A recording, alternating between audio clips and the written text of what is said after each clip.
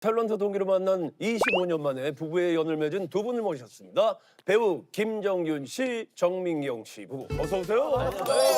반갑습니다. 네. 오랜만에 나오셨으니까 우리 시청자분들께 인사. 안녕하십니까. 예, 저 배우 김종균입니다. 개인적으로 좋아하는 우리 노사연 누님하고 제가 굉장히 또 이렇게 친해지고 싶은 지상렬 씨하고 이 프로그램을 같이 하니까 너무 하여튼 초대해 주셔서 감사합니다. 환영합니다. 예. 안녕하세요. 김정균 씨 아내 정민경입니다. 반갑습니다. 오, 야. 다나시다 다나. 네. 그리고 또 한 번 소개해드릴 분이 있습니다. 네네. 이 수많은 부부를 만난 경험을 바탕으로 살롱하우스 식구들에게 다양한 이야기를 선사해 주실 신유진 변호사님 어서 오세요. 환영합니다. 제가 개그맨 시험을 봤다가 떨어지고 사법 시험을 봐서 가정생활 법률 주치의로 변호사로 활동하고 있는 신나고 유쾌한 진짜 변호사 신유진입니다. 전기 좋으신데요. 예. 그나저나 저기 김정균 씨는 지난번에 동기 김성희 씨랑 이제 한번 문진을 하셨는데 예. 이번에 형수님 아내분이랑 문진을 하셨어요. 예. 좀 느낌이 좀 다른 것 같은데 어때요, 형님? 이제 우리 김성희 씨가 동기인데 네네. 저희 집사람도 그 K본부 같은 동기거든요. 네네네. 근데 이제 지금 집사람과 같이 있으니까 더 이 살림에 도움이 되고 출연료를 뭔 소리 하시는 거예요, 형님? 뭔 소리 하시는 거예요, 지금? 출연료를 또 준다 하더라고요. 더블. 그래서 뭐 굉장히 편안하게 오늘 여기 잘 터질 것 같습니다. 네네. 둘이 분장실에 이렇게 앉았는데 네. 이제 지금 부부니까 나 그렇게 뜨거운 시선을 나누는 거 처음 봤어요. 언제나 둘이 그냥 이러고 있어서 내가 앉아있기가 민망해서 나와버렸어요.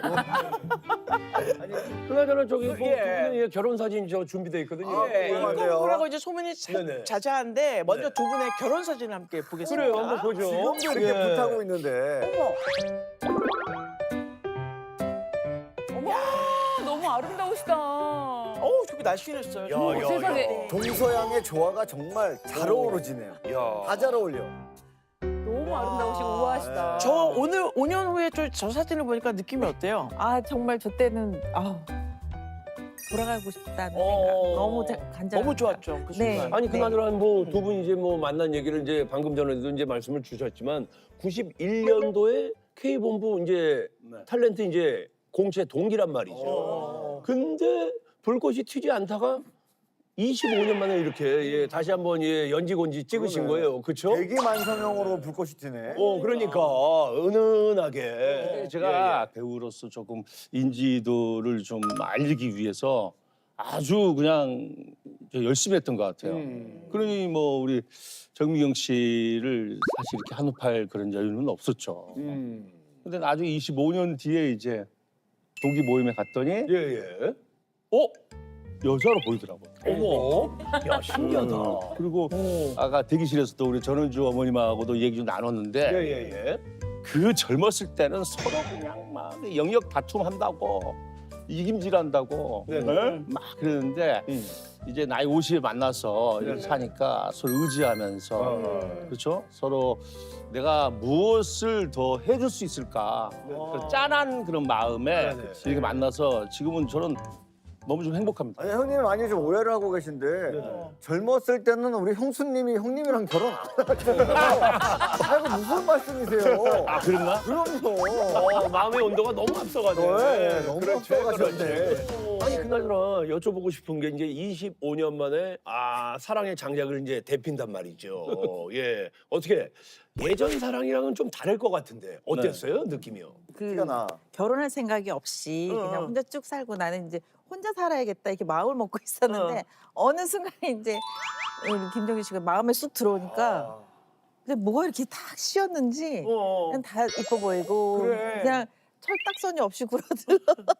원래 네, 그렇게 되더라고요. 근데 이제 제가 어머님하고 10년 이상 이제 살다가 언제까지 저 엄마가 저랑 살아줄 것 같지는 않고 그래서 엄마한테 얘기를 했죠. 엄마 나 다시 결혼을 해서 내 인생 살면 어때? 그랬더니 제발 그래라.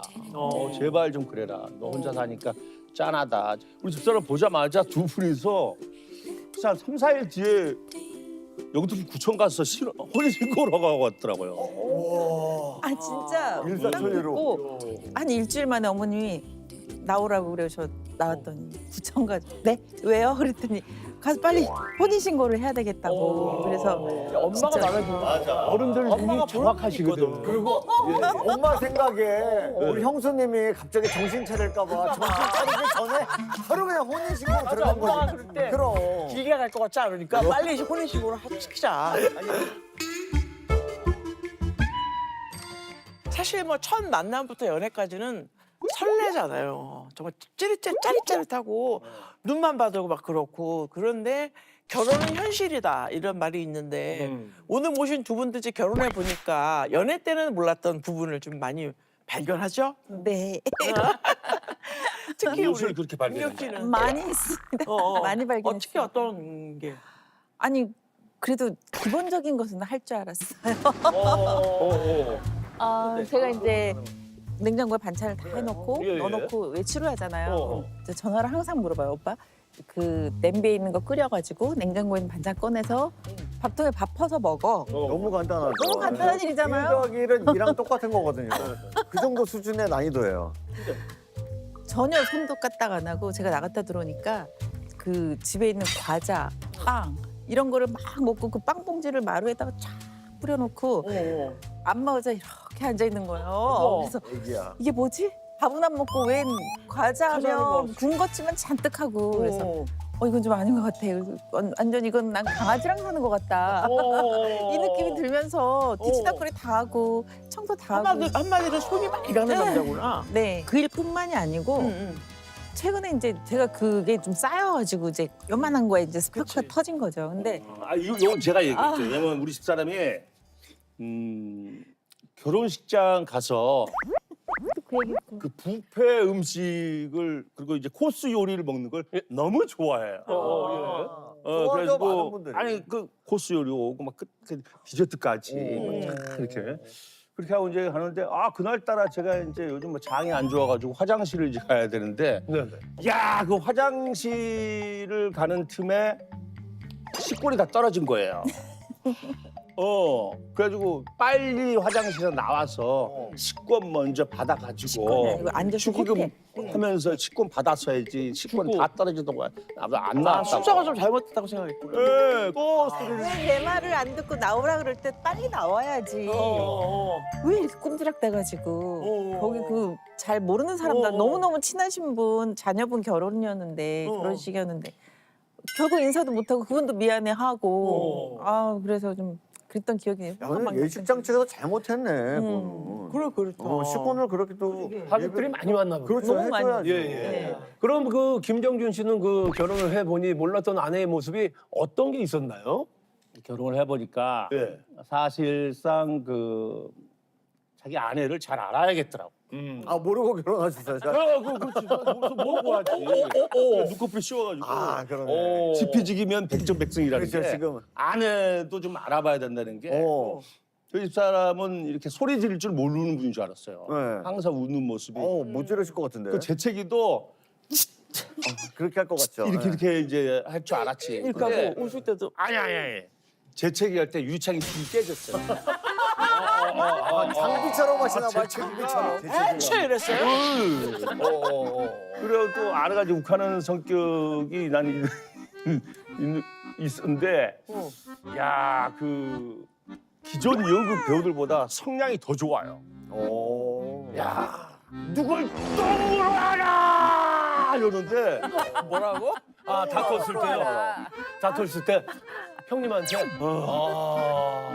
근데 사실 저는 다르다. 그 우리 정민경 씨가 이렇게 소리를 지르는 모습이 솔직히 좀 상상이 잘 안 돼요. 안 돼. 예. 그 무슨 일로 그렇게 소리까지 지를 정도로 다투셨어요?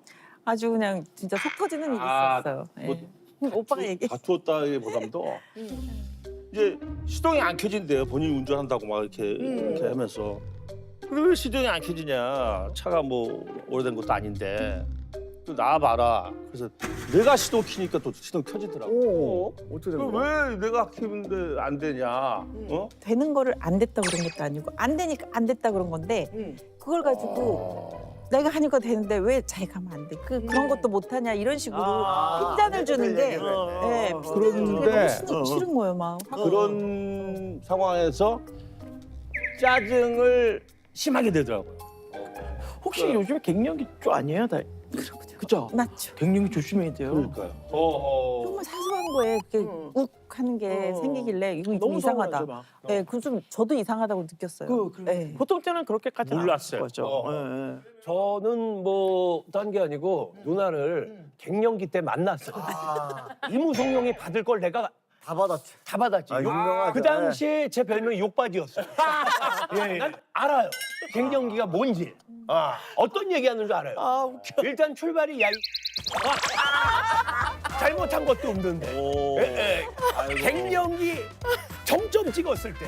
그때 만났습니다. 예. 그때 이제 제가 이제 갱년기는 나이가 30대. 예, 중후반 됐죠. 뭐 일찍 받았다 갱년기를. 그렇지. 남편도 아닌데 진짜 그러니까. 내가 참 진짜 이거 그러니까 누나 잘못도 있는 거야. 지상렬 씨가 아직까지 결혼 못한 게 30대 여자 갱년기를 겪으니까 이게 결혼의 생각이 싹 사라질 수밖에 없지. 아 진짜 미안하다. 그럴 수 영향이 있었겠다. 그것도 이유가 되겠다. 세윤이가 책임을 져야 돼. 아 그래서 책임지려고 하는데 그래야 돼요.